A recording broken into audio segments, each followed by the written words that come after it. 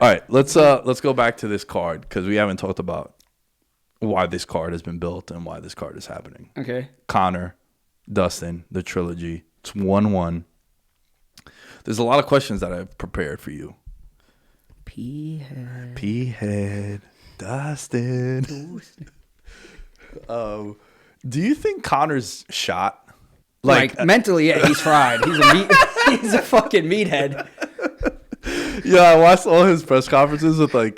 Did you see him signing the posters? Yo, how bad was that? Yeah, that's hysterical. Yo, he literally was signing it like. And it was like, it looked like he was trying to do a C, but it changed every single time. Yo, it looked like a scripted E, like the way in script. I haven't written script in like a decade plus, but it's just like. Yeah. It's just like so weird. Yeah, he don't give a shit anymore. What's funny is someone posted a picture of like Conor McGregor UFC card from like years ago, and it was like a full like Conor McGregor. Yeah. Now it's and just now like it's just looks like a he's talking to like his team like wobbling back and forth.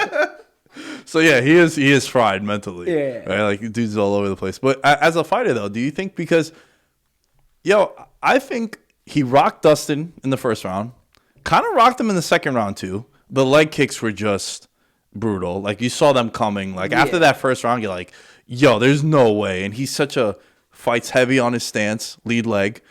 And I mean, you do Muay Thai, so you'd be able to explain it more, like how devastating it is to just get fucking kicked in the shins and in the calf kicks. So do you think this kind of narrative of Conor being shot as a fighter is true? I don't think so. Like, even outside of that, when was the last time he got finished? It was Khabib, right? Mm-hmm. Which he choked him out. And he rocked him, but like he recovered from that. But he choked him out. So Dustin TKOing him, it wasn't like it was one punch that fried him. It was one punch hurt him bad, but then he poured it on to get the TKO. Right. And he was still conscious, and he ate like 7 shots right to the face. Right. But I don't think he's shot. Like, he's obviously still has that crazy punching power. I just think he didn't game plan for the leg kicks. And that ended up making him a sit and duck. And in the second round, he just couldn't move. Yeah. And it was a stationary target for Dustin. Yeah, I watched one of the interviews with Ariel Helwani, and he mentioned how his gas tank could be better, though, too, I think. Right. He was training a lot for Pacquiao because that's when they were, like, setting up, like, the Pacquiao fight. So it was a very boxing-heavy approach to his camp. And he said something that was interesting. And then when I went and rewatched that fight, it kind of makes sense. But I also could see how people could be like, yo, you got rocked, and it was an excuse. He said how the punch that dropped him, that right, like, hook from Dustin, it didn't stun him as much as it was, like, he was sort of trying to escape the punching, and his that was his back leg that he was like backing up on, the one that kept getting leg kicked, and his leg kind of gave out because he's like, yo, when I got finished, I was like coherent. I was talking to Herb Dean, and like I was fine. And then he was like cutting a promo like, yo, when I knocked him out in 2014, he's looking up at the stars and shit. Of course. So I don't think Conor's shot. I think Conor is. I actually expect Conor to be at 100% and being like the normal Conor in this one. Yeah, I remember I was saying it like Rouse. I was like, I think that this fight could be like one of those. I think Conor could just come out and like starch him. Mm-hmm. Like I have a weird gut feeling about that, where Conor might just come out and starch him. I have a super like no one is calling this, but I think it's like a 5-round classic. Yeah, I remember you telling me that, and I was like, I don't know. Yeah, like I really want to bet Conor. What was that? I want to bet Conor via decision. It's like plus 800. Because like I feel like those odds this should be even better for you. Like, yeah, even higher. Yeah. Because I don't know, I just have a gut feeling where maybe it's me thinking about the Nate Diaz rematch and that went 5 rounds, but I think Conor seems super focused. He's kind of wrestling heel again. He's like talking mad shit about like Khabib and about Dustin, and he's like he didn't like the whole charity thing that went down with them, and he said, you know, I'm a man of my word, and I told you I was going to donate, and you kind of jumped the gun. And he mentioned how he didn't bring his family to the States, and he's like super focused on it. I don't know, man. I have a gut feeling that I'm picking Conor to win this one. when I think decision, I wouldn't be surprised by what you said because he did rock him early in that first round. But there's just something I wanted this Conor. This is the Conor that I wanted. No more hugs, no more pats on the back. Like I want like, yo, fuck your hot sauce. You know, like proper 12, bitch. Proper 12. That's the Conor that I want. That's the best Conor too, man. That's fuck you and them bitch kids. Oh my god. Did you see? Didn't he say like? Did he message Poirier's wife or something on Twitter or Instagram? Poirier got asked that, and he said that it was a screenshot, kind of like it was like a fake thing that Conor posted. It wasn't true. But he did put it. Yeah, he's fucking. Yeah, he's leaving these dumb voice notes on Twitter. Like, yeah, he's going just full heel.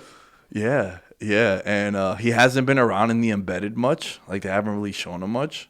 2 episodes I seen, he wasn't in them. Yeah, and I don't know, man. He just seems like focused. He's 32 also, which like I kind of feel like he's older, but he's still kind of young and in prime. And yo, not for nothing, he hasn't really taken crazy damage. Like he's had those two. He had obviously got finished by Dustin. The Nate Diaz fight was definitely a bar fight. And then like Khabib, a lot of it was Khabib trying to the ground and pound too. So I take that back. The more I'm thinking about it, it's like he's kind of but outside of those fights, 40 seconds against Cowboy, which what he did to Aldo, like 9 seconds. Like a lot of his fights, he basically took like no punches. So what do you think happens? Dustin's been in way more wars. Oh yeah. I mean Gaethje, Khabib, Hooker. Fucking Eddie Alvarez twice. Like, he's been in like a lot of bar fights. But yo, what do you think happens if Conor loses? He can do whatever he wants. He's Conor. He could freaking go play soccer for Ireland if he wants.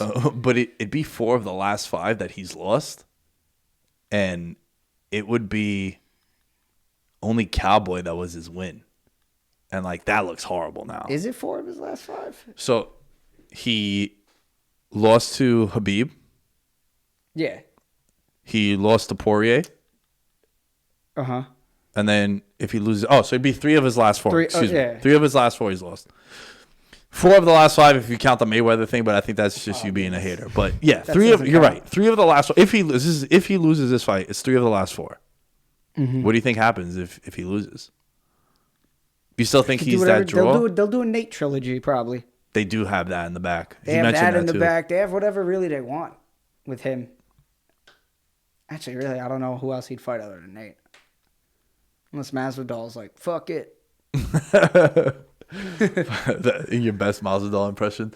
The Nate trilogy, I think would be if he loses, I think that's the only fight that would make sense. People would be hyped to see that. It's the trilogy, so you could hype that up again.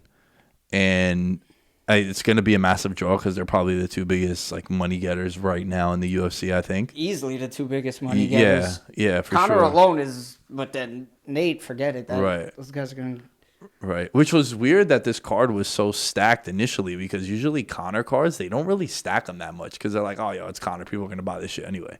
But like the prelims were like, the one that I'm upset about the most is Lee and Brady, but I don't want to get off track with this main event. You heard what Tai Tuivasa said? Nah. He was like, they asked him like, oh, are you going to... He's fighting Greg Hardy. Yeah, Greg Hardy's an idiot too. You see what he's calling Derek Lewis? And he's like, he's just a fat ex-con or something.